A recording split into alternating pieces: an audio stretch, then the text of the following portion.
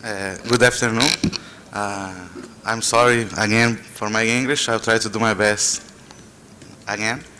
Uh, I will bring. I'm bringing here a work of land use and cover. The title is Land Use and Cover in the Uruguay River Basin, considering the GEOBIA paradigm.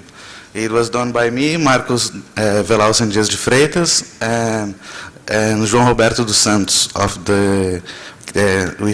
we are with the National Institute for Space Research, INPE.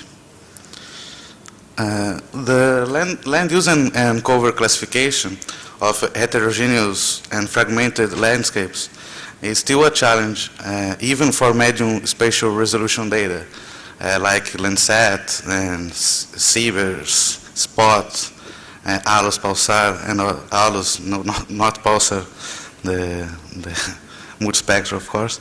And these papers aims to contribute to this issue at two sub-areas in the south region of Brazil by an implementation of GEOBIA methods and techniques. The study area is composed by two sub-areas from Uruguay River Basin at Rio Grande do Sul state, that here is in Brazil, the more south, the southern state of Brazil, with distinct landscape characteristics. The sub-area A, that is situated in the Missões region, and that is a cotton between the Atlantic forest and Pampa biome. And sub-area B, which is located in the Campanha region, and that is a core area of the Pampa biome. That is here in the near to the frontier with Argentina and Uruguay. And the classes here that we have in the sub-area A, the Missões region, is a forest, Atlantic forest in this case, native grasslands, silviculture, mixed semi-subsistence agriculture, that is a lot of small patches of crops, of vegetation in different levels of secondary advancement, secondary growth, and pastures, all in small patches, which is very difficult to discriminate upon a max fair classification or other algorithm pixel that is based on pixel.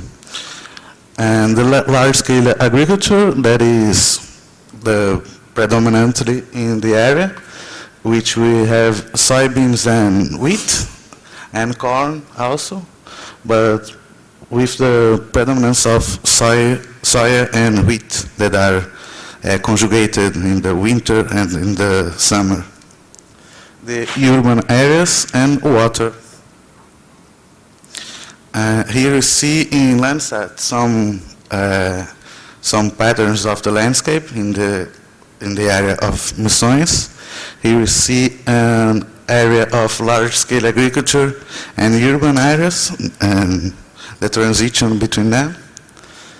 An area of transition of large-scale agriculture and native grasslands, and also here that we have the mixed agriculture or mixed semi-subsistence agriculture, which we see here in a zoom that presents a lot of small patches of pastures and small crops and forest patches in a complex and fragmented landscape.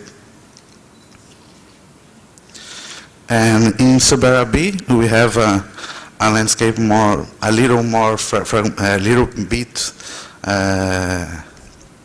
fragmented, with native grasslands in different levels of anthropization, from the more degraded to more conserved areas, and also the Parque Espinilho Formation, which is a kind of shrubland, riparian forest that follows the rivers, water, silviculture in some areas, and large-scale agriculture, that is the main land use in the area, predominantly rice, that is irrigated.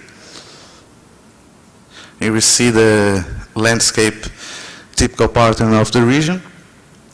Here we see water, of course, the city of Uruguay, and the large patches of irrigated rice, the water bodies which they took the water. And here we see the native grasslands, which present some difference between them. Like here, the Parque Espinilho formation, that is a shrubland. And here is the remaining patch that is preserved by a state park. The data, so it was a Landsat 5TM images that were divided in the sub-area A in 2 mosaics, both of 29 year and with the same date respectively. And the scene B, we have we classified all the images separated due to the different dates, and it was of 29 year too. The geometric correction was an image-to-image registration by a first polynomial procedure, an nearest neighbor sampling, and an error below 1 pixel, and was based on ortho-rectified Landsat data of GeoCover project. And 2 digital image processing products were used. The principal component analysis with the 4 first components, and the linear spectral mixture models with vegetation, soil, and water fractions. The methods of classification implemented in this study, we adopted a hierarchical decision rules and fuzzy membership functions approach, based mainly on visual and interactive data exploratory tools of the Defines developer 7 that you use. The multi-resolution segmentation was based especially on the scale parameter values that was ranging from 10 to 50, with the shape and compactness features fixed in 0.1 and 0.5 respectively. And the classification hierarchy was developed on the different segmentation levels, with a greater diversification in the class hierarchy of large-scale agriculture due to the multiple crops in the areas and development stages, like bare soil, tillage, intermediate and advanced growth. And the decision rules and membership fuzzy functions were based on spectral attributes from the original data, the generated products, and in most cases, and also by shape and texture attributes. Here we see for the sub-area A, just large-scale agriculture that we divided in subclasses. And the main here is the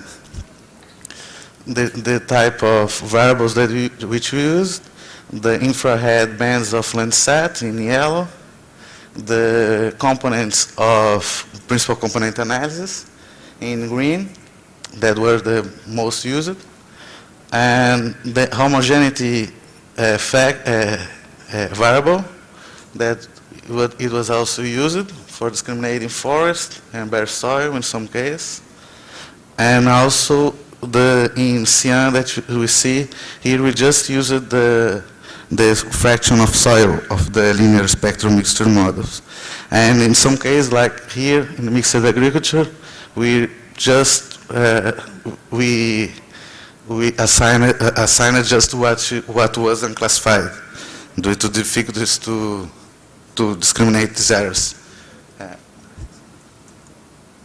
In sub-area B, the same relation, just in large-scale agriculture, we we made subclasses, or with one little exception of the shrub herbaceous and herbaceous that I showed in the image, Lancet image, that we have a little difference of the shrublands. And here you see the infrared bands are also very important in this case. And now the great importance of the soil fractions, water fractions, and the soil in the vegetation fractures also here, and with Lucian. And with green, the principal components that was also important, but no like the other area, sub-area. And shape index, so we use it here in some cases due to riparian forests that have a shape very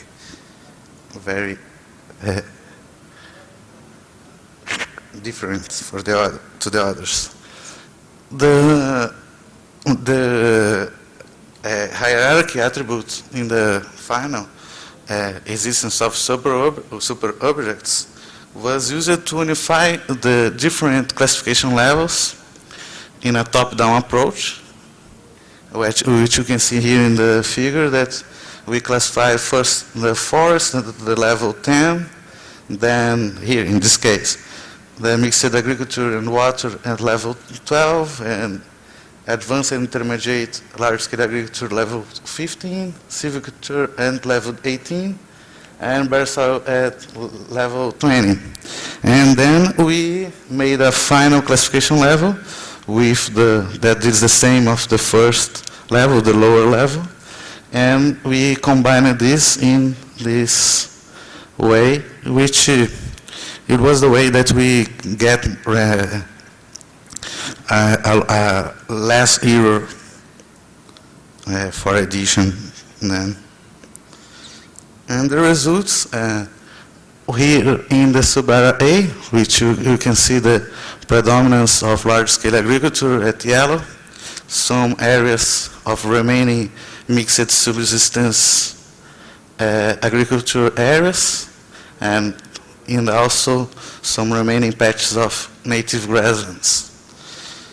And we see here, it presented a higher confusion between mixed agriculture and native grasslands and secondary vegetation. As I talked, that Mosaic 1 mixed agriculture was assigned to the unclassified objects, and the classification attributes with greater contribution were principal component, the principal component analysis components. The original bands average, the infrared, are extremely important, and texture, in this case, homogeneity. The validation showed good results with the kappa, with the problems that we have, but with a 0.89 kappa and an overall accuracy of 92%. 525 samples at field. And in sub-area B, the landscape presents a lower heterogeneity, that it was better for us to work. And the attributes of greater contribution were now the linear spectral mixture fractions and the original bands averages. And the map accuracy showed a good performance with a kappa of 0.82 and an overall accuracy of 88.4% with around 200 samples at field.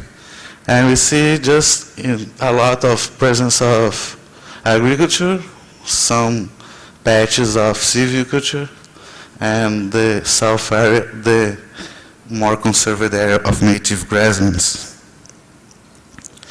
The conclusion which I have here is the implemented top-down hierarchical approach using the decision rules and fuzzy membership functions appears to be the most appropriate for classifying heterogeneous landscapes.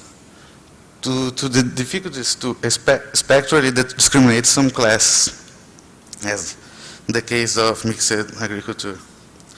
And this sub-area A showed a great importance of the principal components, and sub-area B of the linear spectrum mixture fractions, exposing the difference between these landscapes, which were more easier to do best linear spectrum models in the area of Campania region.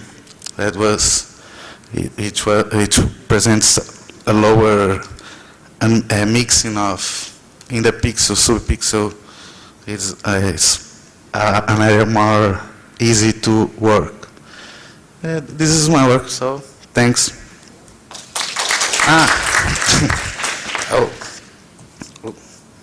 Sorry, it's just this. Doesn't allow you, no? I have acknowledgements, but you can voice them out. It's from CAPES and FUPEF that provide the grants for the work. Thanks. Okay, thank you. Thank you, Marcos. Very nice.